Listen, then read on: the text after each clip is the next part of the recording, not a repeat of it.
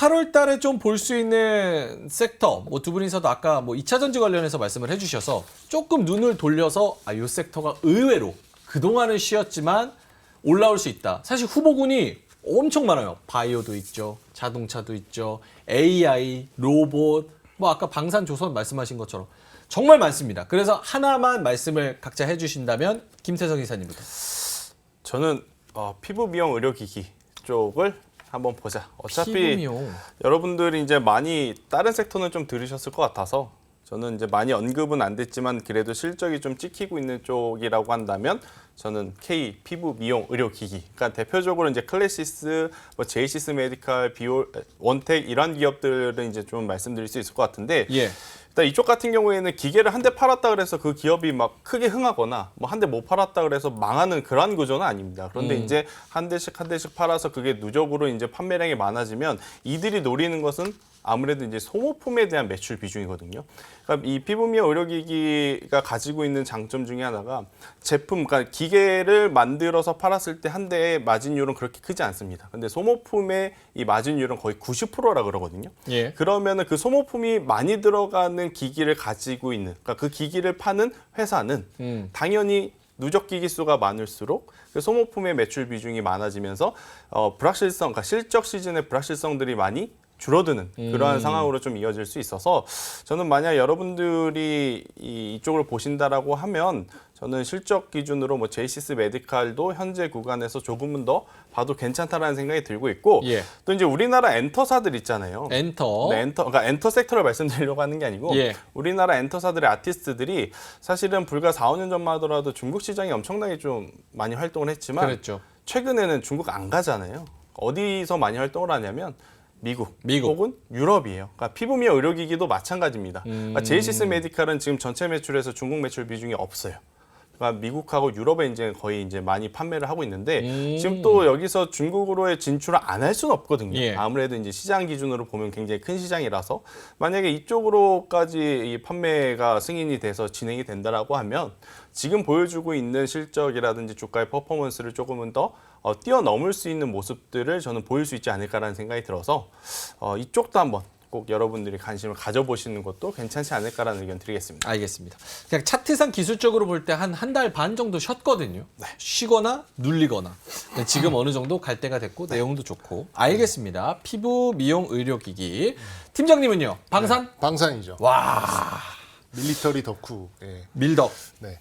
밀덕 입장에서는 어떤 기업이 제일 얘는 진짜 잘하긴 한다. 지표 종목으로 봤을 때는 하나 에어로스페이스입니다. 하나 에어로스페이스. 뭐 조금 우리가 이제 예상했던 것보다는 조금 그 호주 쪽에 좀 덜 나오긴 했고 이게 예. 결정이 아니라 우선 협상자고 2027년부터다 뭐 이런 얘기가 나오니까는 주가가 확 밀려버렸었거든요. 그 당일날.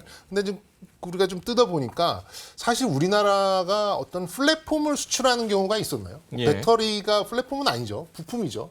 반도체도 플랫폼은 아닙니다. 부품이고. 근데 무기는 우리가 무기 체계를 수출하잖아요. 플랫폼이 좀 될 수 있고 말 그대로 이제 소모품을까지도 이제 같이 수출을 할 수 있는 뭐 그 천궁 미사일 한 발에 15억씩 합니다. 예. 그런 것들은 이제 우리가 계속해서 수출을 할 수 있는데 중요한 점은 호주를 뚫었다는 점이죠. 그게 이제 물론 뭐 5조, 10조 이렇게 우리가 얘다가 이제 꼴랑 2조야 뭐 이렇게 얘기를 하는데 가장 중요한 점은 무기 체계를 해외에서 생산을 해서 선진국에 우리가 수출을 했다라는 점이 굉장히 큰 시그널로 작용할 가능성이 많기 때문에 이제 그 아래 단에 있는 그런 기업들한테 일종의 좀 쇼케이스가 됐다라고 좀 생각이 들고요. 저는 오늘 상승이 저와 생각하는 그런 매수 주체가 좀 많았다고 생각을 해요. 그런 것들에서 좀 현실을 그래 이게 그렇게 폄하할 부분은 아니지라고 좀 들어왔다고 생각을 하고 지금 뭐 여러 가지 또 이제 수출권들이 많이 남아 있습니다. 뭐 루마니아도 있고 그다음에 이제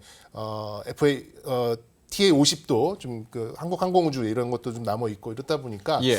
방사는 8월, 9월, 10월까지는 좀 큰 것들이 몇 개 터질 거리가 있거든요. 이 밀덕의 이제 의견을 좀 드리자면. 예. 그리고 가장 핵심 중에 하나는 10월 달에 캐나다에서 잠수함 시찰 옵니다. 예, 그거는 한 60조 하거든요. 예, 그거 되면 뭐 하나오션 뭐 이런데 우리 뭐 좀 확실히 달라지겠죠. 예. 그런 것들 좀 주목해 보셨으면 좋겠습니다. 뭐 여러 가지 재료가 뉴스가 나오면 이런 방산주 특히나 뭐 말씀하신 그런 종목들은 반응을 꼭 하는 종목들이기 때문에 그런 부분에서는 다양한 뉴스와 이벤트들 그리고 그런 것들을 좀 기대해 볼 수가 있다. 알겠습니다. 떡상가자님께서 떡볶이는 밀떡이죠 이렇게 말씀을 하셔가지고 막간 개그를 또 해주셨습니다. 밀떡인데 뭐 면제시고 그런 건 아니죠. 조교 출신입니다. 조교 출신입니다. 무서운 분입니다. 네, 알겠습니다. 자, 그래서 미용 의료기기 그리고 방산 쪽 8월 달에 관심을 가져봐도 나쁘지는 않을 것 같다. 이렇게 말씀을 해 주셨습니다. 조금 더 시간이 있나요? 30초 정도? 알겠습니다. 어떻게 그냥 마무리를 하도록 하죠. 일단은 뭐 7월 마지막 날 기분 좋게 마무리가 됐고 8월 달도 사실은 별다른 악재 없이 그냥 잘 지나갈 것이다. 그리고 호재성 재료로 볼 수 있는 것들이 비중이 더 크다. 이쪽으로 좀 계산을 하면 될 것 같고 종목 장세 펼쳐지니까 그 안에서 종목들을 잘 선별하면 좋을 것 같다. 알겠습니다. 이로운 경제 채널 EBC